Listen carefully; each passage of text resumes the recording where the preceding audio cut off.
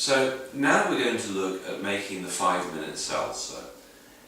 Salsa is enjoyed by everybody worldwide. I mean, the Mexicans love it. Most people love it because it's got tomatoes and onions and chili and garlic.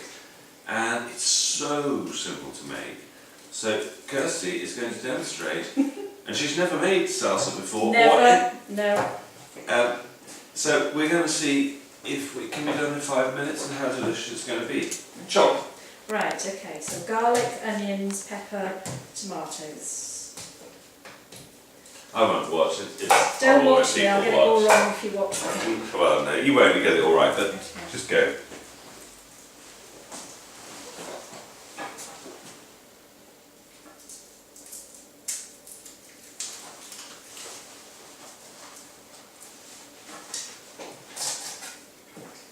Can I get all the flavour from the chilies and the tomatoes? I don't have to use any spices? You can use whatever you like. It's a wonderfully flexible medium.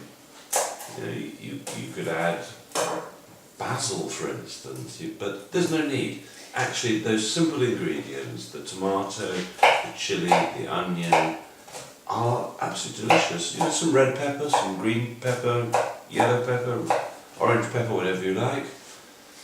Ultimately flexible. I always think of salsa as a fresh product that you make up straight away, but we're actually talking about it as a fermented product. When you go to the Mexican restaurants, for instance, it's got a sharp tanginess to it. And if it's made in the traditional way, it's going to be fermented. So you might want to discard the seeds and remember not to rub your eyes after. So many times I've rubbed my eyes after cutting the chili. I think I've learned now.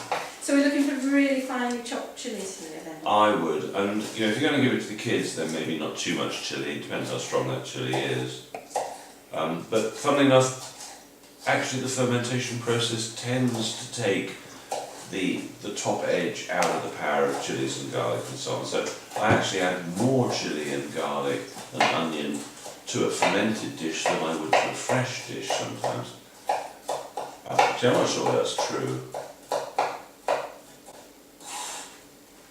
I think I'm And tomatoes, how small here? How chunky do you like your salsa? Yeah. You know, it's up to you, isn't it? So I don't have to blend it, or just No. chop in? No, all you've got to do is hold it under water and it will ferment. If you hold it under salted water, most people would feel it tastes nicer, and that salt has the advantage of keeping the bad bacteria that might float in from the air at bay. So I like to add some salt, just enough salt to taste, you know. So in a jar the size there that you're planning to use, probably a teaspoonful of salt would probably be adequate. Okay. And of all the different salts you could use, I'd recommend Celtic salt, which is just pure, dried, natural ocean, as the best salt you could get. So there's a big fear around salt, we've all heard don't have salt, but actually when we go for these mineral salts like the Celtic sea salt, what's the advantage? Well, the Celtic salt is just pure dried ocean, whereas the sea salts you see in the supermarket have been highly processed. We just assume that a natural sea salt that's white and dry and fluffy is normal, but actually it's a long way from normal. If you dry out the Atlantic Ocean, what you get left with is wet and grey salt.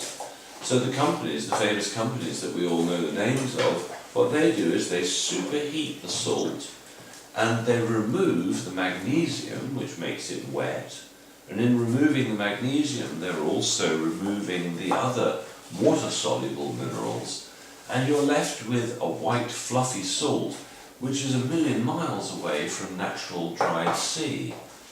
And you know, our ancestors really valued salt in Roman times. It was worth roughly the same as gold, because the Romans knew if you didn't have enough salt, you died.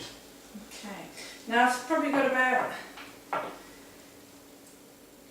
Okay, more tomatoes? I would suggest it's a bit heavy on the onions, but maybe Yeah, not. A okay, couple more it takes tomatoes and then some peppers. Okay. Oh, onions and peppers, okay. Yeah. No, you probably don't have to take any out. I think you've got the amount just nice.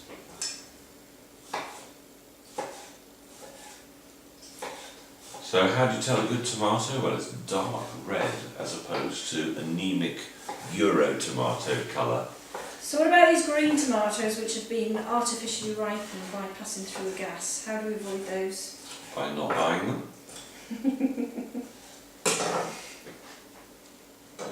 You know, buy your vegetables from the grower as opposed to a supermarket like Deathco.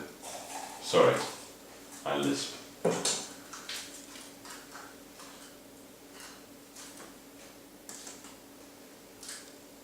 So I suggest that we're probably coming towards about 3 or 4 minutes. I'm not really sure. It looks like you're almost done.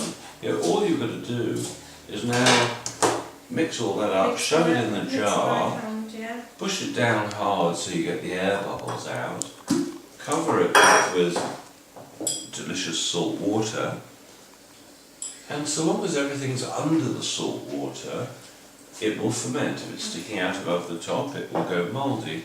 You know, what our ancestors often used to do is they'd put some round shape that roughly fitted that. Maybe they'd use actually a slightly wider mouthed jar. That would be easier. That one's got a lip on it, which isn't in your service so much.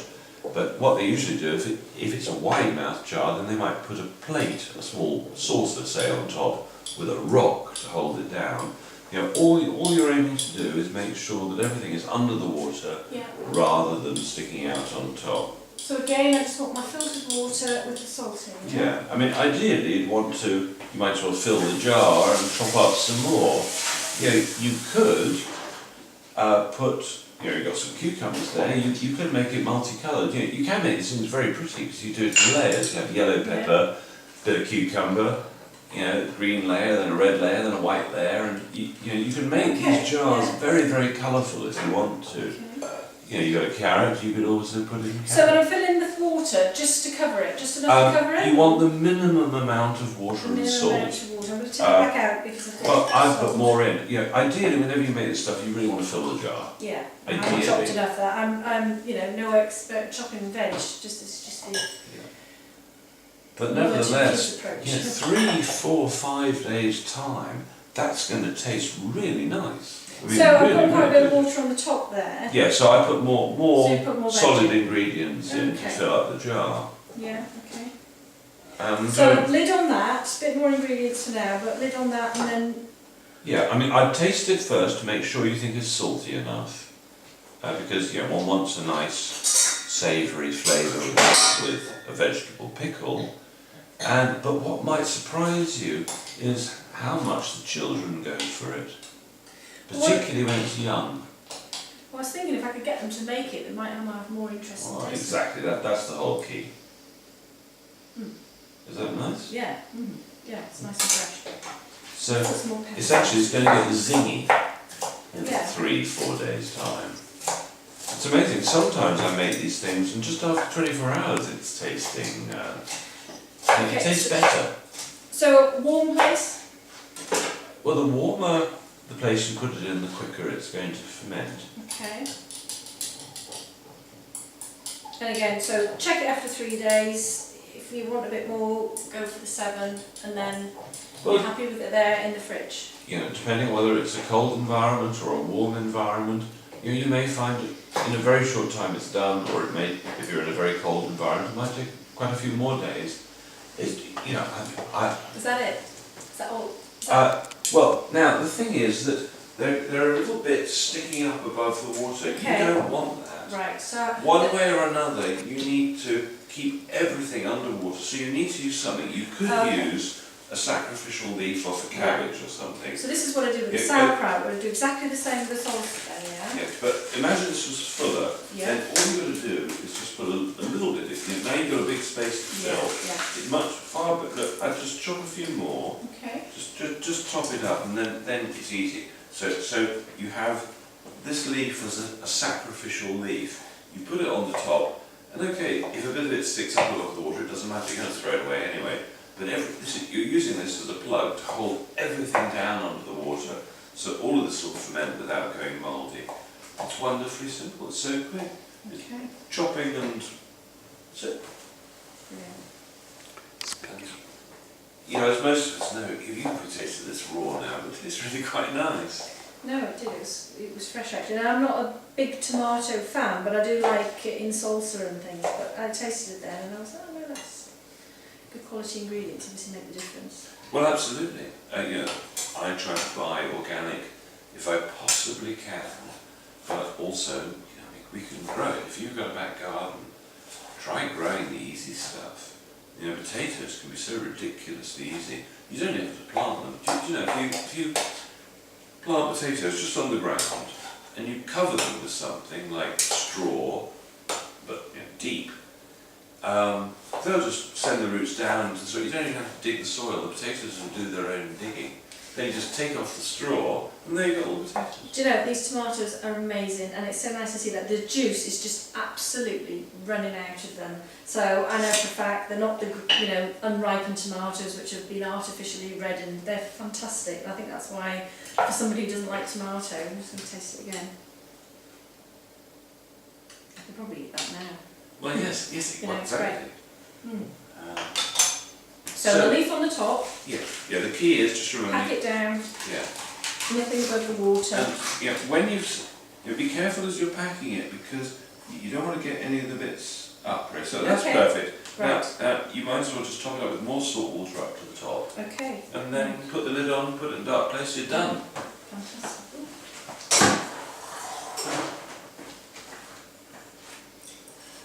Yeah, and if any of the bits are sticking up above the water and you see them going mouldy for some reason, just chuck them out. Okay. Everything below will be just fine.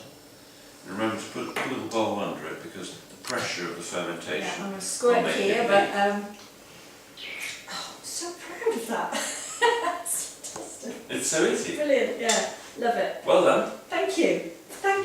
That's fantastic. I've learned so much. You did it all.